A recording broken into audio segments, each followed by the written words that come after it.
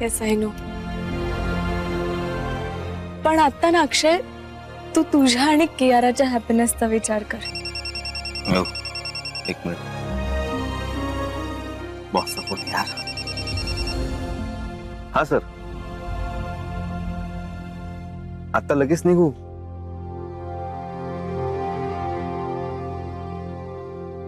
Okay, पोचतोच.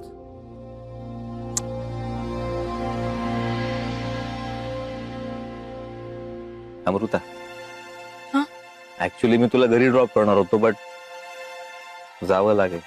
बॉसचा phone होता. जाशील रिक्षाने? हो. आणि हे डिवोर्स पेपर्स तुझ्याकडे ठेव. रात्री आलो की आपण यावर बोलू. अमृता, सॉरी, तुला अर्ध्या रस्त्यात सोडून जावं लागतंय. It's okay. बाय.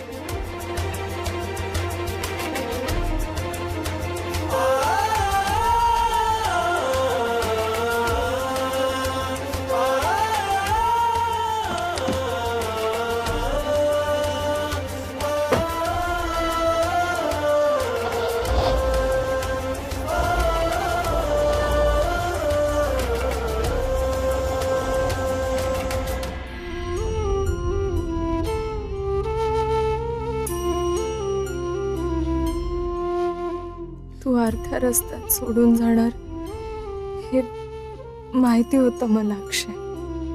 तुझ्या बरोबर पूर्ण आयुष्य चालावं हे न पूर्ण होणारं स्वप्न मी पाहिलं.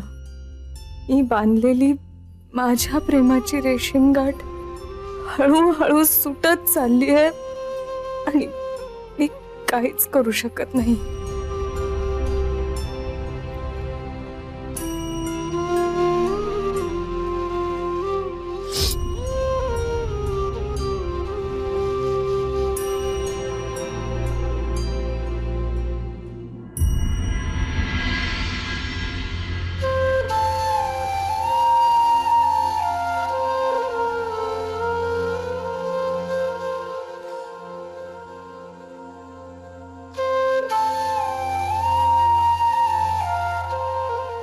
आता हे घर माझं नाही.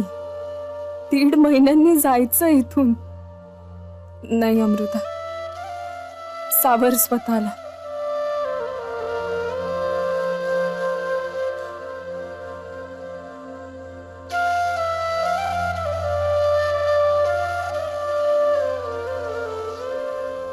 अमृता,